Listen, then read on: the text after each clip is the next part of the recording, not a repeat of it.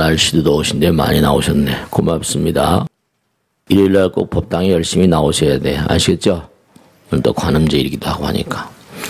법회가 끝나면 제사도 같이 올리겠습니다. 부처님 말씀에 보면은 우리가 이 세상을 살면서 과보를 받는 형태가 4가지가 있다 그랬어요. 과보. 인연 과보. 우선 금생에 지어서 금생에 받는 걸 순현보라고 하죠. 금생에 지어서 금생에 받는 게 있어요. 불편한 사람들, 병든 사람들을 내가 잘 그렇게 제도하면은 그 공덕으로 금생에 지어서 금생에 받을 수 있다는 거예요. 그 다음에 금생에 지어서 내생에 받는 게 있다는 겁니다. 순후보죠. 순후보. 그 다음에 금생에 지어서 3생 뒤에, 4생 뒤에, 10생 뒤에 이렇게 오랜 그런 그 세월 후에도 과보가 현실화된다는 거예요. 마지막으로는 무보라는 게 있어서 어떤 과보에 해당이 되지 않는 무슨 재책이 난다거나 무슨 뭐 이런 것 등등은 우리가 생리적인 현상 같은 건 과보에서 그것은 제어가 되는 거죠. 자기가 하는 행위에 대해서 선과 악의 업보에 따라서. 근데 제가 외국인을 만나서 얘기를 하다 보니까 질문을 하나 받았어요. 이분이 불교를 굉장히 좋아해요. 한국의 공간에 근무하시는 분인데 자기가 reincarnation, 환생에 대해서 관심이 많다. 그 왜 그러냐 그랬더니 자기가 한국에 부임을 해서 온 다음에 세계 여러 나라를 많이 다녔대요. 근데 한국의 거리를 다니면서 고궁을 다니거나 혹은 한국의 음식 같은 걸 먹으면서 느낀 거는 이게 한 번뿐이 아닌 것 같다. 자기가 뭔가 한국하고 인연이 많은 것 같다. 이런 얘기를 해요. 근데 자기가 책을 읽다 보니까 그래서 이 불교 관계 외국 서적들 많이 있잖아요. 읽다 보니까 그 책들에 보면 외국 사람들의 불교 관계 책들을 쓴 걸 보면 전생사 얘기가 많이 나오는데 예를 들어서 자기가 책을 보니까 이런 게 있더라는 거예요. 눈먼 소경, 눈먼 분이 계신데 그 사람을 이렇게 전생을 이렇게 꿰뚫어 보는 그런 그 치료사, 심리 치료사의 그 입을 통해서 이제 최면을 시키죠. 이 사람이 답답하니까 이제 온 거예요. 나는 왜 이렇게 금생에 소경이 되었습니까? 그랬더니 쭉 최면 상태 들어서 자기가 그 글을 보면서 상당히 놀랬대요. 당신은 로마 시대 때 이교도들의 눈을 숯을 달궈서 눈을 불태운 그런 과거의 경험이, 과거의 그런 일을 하던 관리다. 이렇게 얘기해요. 이교도들, 이 탄압받는 그런 이교도들의 눈을 숯으로 이 인두를 달궈가지고 그 눈을 찔렀었다. 그렇게 얘기를 하더라는 거예요. 이 소경이 너무 놀래가지고 그런 법이 어디 있냐고 말이죠. 근데 그게 이제 최면 과정 가운데서 나온 거고, 여러분 최면이라는 것을 우리가 부정적인 안목도 있고 긍정적인 안목도 있는데 왜 최면을 통하게 되면 과거생으로 저먼 과거생까지 갈 수 있을까? 설명을 좀 해달라는 게 계세요. 그건 왜냐하면 한마디로 다 설명을 할 수 없습니다만 이렇게 이해하시면 돼요. 우리 자동차를 타고 이렇게 길을 달리다 보면 장애물이 많잖아요. 그런데 지하철을 타보세요. 지하철을 타면 어때요? 파는 데는 돈이 많이 들지만 지하철을 타면 밑바닥이잖아요. 빠른 속도를 낼 수 있죠. 의식의 심층에 들어가 버리면 과거, 현재, 미래가 같이 놀아버려요. 그러니까 그분이 어떻게 로마 시대 때 지은 그런 업보가 로마면 벌써 2000년 이렇게 오래됐는데 지금에 와서야 받느냐 이거예요. 그래서 제가 그렇게 설명을 했어요. 그 참 좋은 질문이다. 어떻게 한국 사람들도 그런 질문하는데 당신이 그런 질문하냐? 내가 그랬습니다. 한국 불교 신자도 불교를 많이 하는 사람도 그런 질문한 사람 못 봤다. 근데 당신은 생각을 참 깊이 하고 있구나. 네, 그렇습니다. 왜 로마 시대 때 지은 업보가 지금에 나타날까? 그렇습니다. 왜냐하면 그 사람이 감당할 수 있을 때, 그렇잖아요. 그 사람이 과거 생에 1억 원의 빚을 졌어요.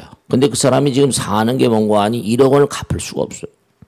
그러면 1억을 갚을 때까지 그 과보가 유예가 됩니다. 그 사람이 500억을 과거에 빚을 졌어요. 그럼 500억을 과보를 졌는데 악보를 받아서 지옥을 통하거나 막 통할 거 아닙니까?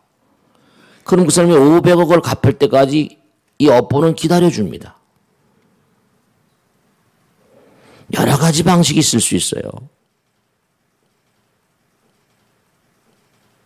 우리가 심지어는 보면 말이죠. 이게 그 에드가 케이시 같은 그런 그 유명한 미국의 영능자의 그 글 같은 거 보면은 그 사람 대단한 사람인데 미국에서 성경 다음으로 많이 팔린 책이라고 합니다. 그 아틀란티스 시대에 살던 유민들의 얘기가 나오는데요. 켄터키 호프킨스빌에서 태어난 사람인데 죽을 때는 버지니아 비치에서 죽었죠. 저도 가봤습니다. 하도 그 사람 책이 감명 깊어서. 외국인이지만. 미국에 법회 갔을 때 워싱턴서부터 볼티모, 리치몬드 거쳐가지고 하루 온종일 자동차 타고 해가지고 저녁 무렵에 볼티모에 노포크, 버지니아 도착해서 그 사람 기념관에 가서 책도 많이 사고 그랬는데 이 아틀란티스 시대 때 당신이 이러이러한 일을 했기 때문에 금생에 이런 걸 받고 있다. 이렇게 얘기를 합니다. 그게 어떻게 아틀란티스 시대 때 지은 만 몇천 년 전의 업보가 지금 현실화되는가? 네, 같은 이치입니다. 인연 따라서 그 사람 당사자를 만나는 게 꼭 곧바로 당사자를 만나지 않잖아요. 흘러서. 이게 어떻게 되는 거 아니? 공장에 가면 말이죠. 공장에 가면 낮교대, 밤교대 있잖아요. 그런 거 있죠? 네. 뭐 몇 교대 이런 게 있어요. 우리가 지금 우리가 살고 있는 이 시대는요. 아틀란티스. 우리가 공부할 때 했잖아요. 정말로 뭐 아틀란티스가 있느냐 없느냐 뭐 얘기들 하고 그럽니다만은 이 아틀란티스에 대한 얘기는 뭐 워낙에 많이 나와 있는 거니까. 에드가 케이시는 그런 얘기 했습니다. 피라미드에 어떤 방이 지금도 봉해져 있대요. 자기가 죽으면서 한 얘기인데 피라미드에 어떤 방이 열리는 날, 그날 아틀란티스의 유물들이 쏟아져 나올 것이다 그랬습니다. 지구가 괴멸적인 변화를 당하면서 아틀란티스 유민들이 이집트로 이주를 했대요. 그래서 만든 게 피라미드라는 거예요. 근데 거기에는 아틀란티스의 유물들이 아주 많이 들어있다. 이렇게 얘기를 했습니다. 왜 그런 거 아니? 우리가 지금 사는 이 시대, 지금 여러분들이 이렇게 앉아 있어요. 이 광활한 우주 가운데서 이렇게 한 자리에서 이렇게 만날 수 있는 게 우리는 그냥 아무렇지도 않게 생각하세요. 근데 그게 아니세요. 부처님 말씀에 보면 벌써 부부의 인연이라고 하는 게 8,000겁 이상이라고 하거든요. 부모 자식의 인연은 1만 겁이라고, 1만 겁. 스승의 인연이 1만 겁 이상이라고 했고요. 그러면 8,000겁, 1만 겁, 뭐 1만 겁 이상이라는 게 그게 말로 쉽지 얼마나 오랜 세월인지 아세요? 굉장한 인연인 거예요. 지금 왜 그 에드가 케이시 말이 상당히 신빙성이 있다라고 제가 생각하는 이유 가운데 하나가 에드가 케이시의 그 얘기에 따르면 아틀란티스의 과학은 고도의 절정기였다는 겁니다. 대단한 그런 그 절정기 있어가지고 그 아틀란티스의 그 문명이라고 하는 거는 너무나 그 광대한 그런 그 과학적인 능력을 가지고 있어서 뭐 UFO도 다 그때 나온 거죠. 능력을 가지고 있어서 이 자연력의 남용, 인간의 심령 능력의 남용. 그러니까 굉장히 과학이 발달되다 보니까 과학과 인간의 심령이라거나 마음의 세계에 대한 굉장한 그런 그 능력을 가지고 있다 보니까 그걸 남용하는 바람에 지구 문명의 괴멸적인 파괴가 왔다. 무엇이니 남용. 기록들에 보면 부처님 경에도 많이 나오죠. 삼세인과경에. 그와 가진 우리가 노력을 하잖아요. 중요한 게 있습니다. 노력을 막 해요. 그게 어떤 권력의 절정에 이렇게 이르릅니다. 그러면 그걸 많은 사람, 왜 거기까지 올라갔어요? 많이 내가 그런 능력을 발휘해가지고 많은 사람을 제도하고 도와주고 자비와 사랑이 어떤 그런 그 화신으로서의 사는 것을 우리가 성불하는 게 이상이니까. 그런 것이 우리의 이상이지 그 권력을 가지고 마구 흔들어버리고 뒤흔들어버리고 그러면 그게 어마어마한 과보로 작용해버립니다. 자연의 무서운 과보와 응징을 받게 되죠. 부처님께 보면 이런 게 나와요. 병든 자가 이제 병을 고쳐달라고 부처님께 얘기합니다. 불의경에 보면. 그러면 그래 이렇게 해라. 그 부처님 말씀을 들어요. 몸이 많이 났다가 도로 mon고하니 도로 몸이 나빠지는 거예요. 대전이시여 지난번에 말씀하셨는데 몸이 많이 났는데 다시 이 몸이 나빠지기 시작하고 있습니다. 그랬더니 부처님께서 딱 묻잖아요. 너는 병이 나서 뭘 하고 싶으냐. 병이 나서 욕망을 충족시키기 위해서 욕망을 충족시키기 위한 목적으로 병이 난 다음에 낫지 말아라. 병이 나서 많은 사람들에게 이바지하고 의미로운 삶을 살고 정말로 정신적으로 영적으로 뭔가 승화돼서 많은 사람들에게 의미로운 삶을 살기 위해서 내 병이 낫는 거니까 내 병이 나야 되니까 자비심과 사랑의 마음 기도하는 마음이 아니고선 네 병은 낫기 어렵다. 병원에 있는 것도 맞아요. 병원에서 나와서 뭐래요? 그 우리가 병원에 있을 때 항상 그런 생각 하잖아요. 내가 나가면 많은 사람에게 도움을 주고 뭐 하나님 부처님 살려달라고. 병을 낫기 위한 것도 그 목적이 있어요. 많은 사람이 이바지하기 위해서. 내가 권력을 가지고 있는 것도 내가 무슨 과학적인 능력이 있는 것도 많은 사람들에서 헌신하고 내가 어떤 자리에 있는 것도 그게 다 그런 내가 돈을 많이 가지고 있는 것도 다 그런 거예요. 차라리 그가 건강해져가지고 또다시 욕망을 막 발휘하고 탐욕스럽고 이러면 차라리 안 낫는 게 좋죠. 병이 안 나는. 내 마음을 바르게 쓰고 수행자의 마음을 다시 거양하지 않다면 차라리 병이 낫지 않는 편이 좋지 않는가 이렇게 얘기하세요. 중요한 사실은 우리가 사는 시대가 지금 과학이 굉장히 발달하다 보니까 이 시대를 사는 사람들은 과거의 어떤 그런 이 과학을 수용할 수 있는 사람들이 이 시대에 태어날 수밖에 없어요. 그래서 전부가 다 우리가 금생에 이렇게 현대 문명, 정말 컴퓨터, IT 문명이 막 지금 아무리 봐도 탁월한 인물들이 반짝반짝 뜨고서 뭐 주커버그라든지 무슨 레리 페이지라거나 에릭 슈미트라든지 뭡니까?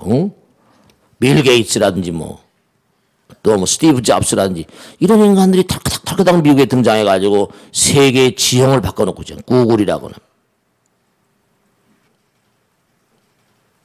전부 다 과거에 뭔가 체험했던 인간들. 그 시대가 우리가 그렇잖아요. 우리가 사는 시대가 다 이게 도는 거고 우리가 주기가 있잖아. 성주계공이라고 하고 생주이멸이라고 하고. 영혼들도 그러니까 가만히 보면 분명한 사실이 우리가 이 땅에 이렇게 와서 살고 있지만 이 땅을 살고 있는 모든 사람들이 전부가 다 이 땅을 등지게 되면 일단 영혼들의 대기소 가서 또 무슨 어떤 오리엔테이션을 통해서 또 교육을 받은 다음에 다시 또 파견된다. 다시 또 우주로 막 그러니까 이게 교대 근무제처럼 우리 인간의 수명이 100년 안팎이잖아요. 하늘나라의 수명도 부처님 말씀에 따르면 100년이 하루인 별, 1000년이 하루인 별, 10,000년이 하루인 별 막 이렇게 나오잖아요.